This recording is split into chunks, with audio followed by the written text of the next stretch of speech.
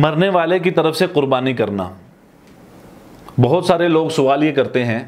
کہ جی میں اپنے ماں باپ کی طرف سے قربانی کر سکتا ہوں یا میں اپنے پردادا دادا کی طرف سے قربانی کر سکتا ہوں, کسی کا بیٹا یا بیوی کوئی جو قریبی رشتہ دار فوت ہو چکا ہے اس کی طرف سے کیا قربانی کرنا جائز ہے. دیکھیں, اول جو بندہ صاحب نصاب ہو جس کے اوپر قربانی واجب ہے, سب سے پہلے وہ اپنی طرف سے قربانی ادا کرے گا. اپنی طرف سے قربانی ادا کر لینے کے بعد اگر وہ اپنے ماں باپ کی طرف سے یا اپنے کسی بھی مرے ہوئے شخص کی طرف سے قربانی کرنا چاہے تو اس کی طرف سے قربانی کرنا اس زندہ آدمی کے لیے جائز ہے,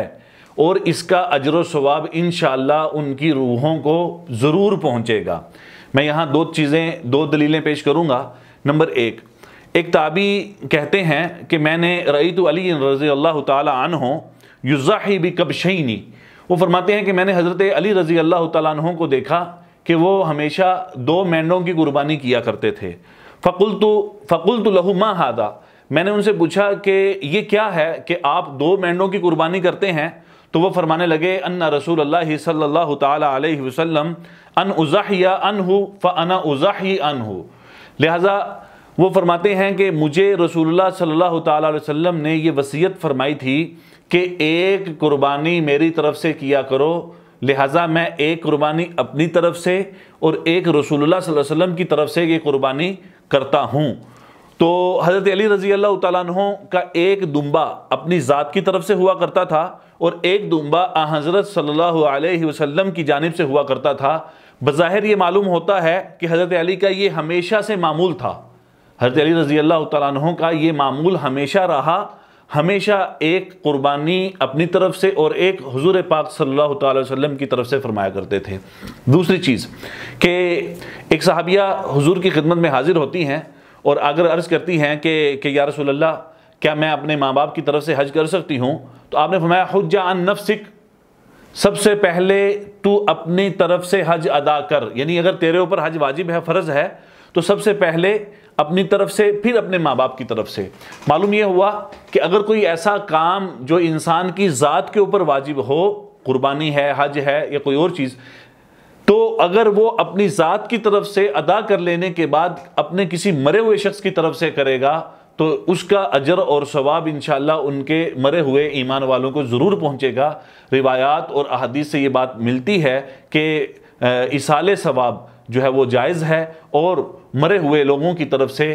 قربانی اور عمل کیا جا سکتا ہے, کوئی بھی عمل کیا جا سکتا ہے جس کا اجر و ثواب ان تک پہنچ سکے. لہٰذا رہا مسئلہ قربانی کا, اگر بندہ صاحب نصاب ہو تو اپنی طرف سے قربانی ادا کر لینے کے بعد اپنے ماں باپ کی طرف سے یا اپنی کسی بھی رشتہ دار جو دنیا سے رخصت ہو چکا ہے اس کی طرف سے اس کے لیے جائز ہے کہ وہ ان کی طرف سے قربانی کرے. آخری چیز اس حوالے سے حضور پاک صلی اللہ تعالی وسلم کا یہ معمول تھا کہ آپ صلی اللہ تعالی علیہ وسلم ہمیشہ ایک قربانی امت کے فقراء اور غرباء کی طرف سے فرمایا کرتے تھے. لہٰذا جو صاحب استعداد لوگ ہیں, مال والے لوگ ہیں, جن کو اللہ نے مال عطا کیا ہے بہت زیادہ, تو وہ ایک قربانی اپنی طرف سے اور ایک قربانی جناب رسول اکرم صلی اللہ علیہ وسلم کی ذات کی طرف سے کہ آپ کا امت کے اوپر جو احسان اور آپ کی جو شفقت تھی ہم اس کا بدلہ تو نہیں دے سکتے, لیکن ایک قربانی حضور کے نام کی یعنی حضور کی طرف سے اور ایک امت کے غرباء کی طرف سے اور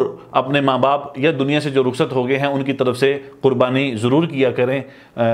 اس کا اجر و ثواب انشاءاللہ ان کو ضرور پہنچے گا. لیکن اس میں یہ بات ضرور ذہن میں رکھیے گا کہ کچھ لوگ اس طرح کرتے ہیں کہ ان کے اوپر قربانی واجب ہے, یعنی وہ خود صاحب نصاب ہیں, تو صاحب نصاب ہونے کے باوجود یہ قربانی ایک ہی کر رہے ہیں, لیکن اس میں نیت وہ اپنے ماں باپ کی یا کسی مردہ کی نیت کر رہے ہیں, تو یہ ان کے لیے جائز نہیں ہے. اگر اس کے پاس استعداد ہے تو وہ 2 قربانیاں کرے, وگرنہ جو چیز اس کی ذات پر واجب ہے یہ اپنی ذات کی طرف سے اس کو ادا کرے, یعنی قربانی دے, اس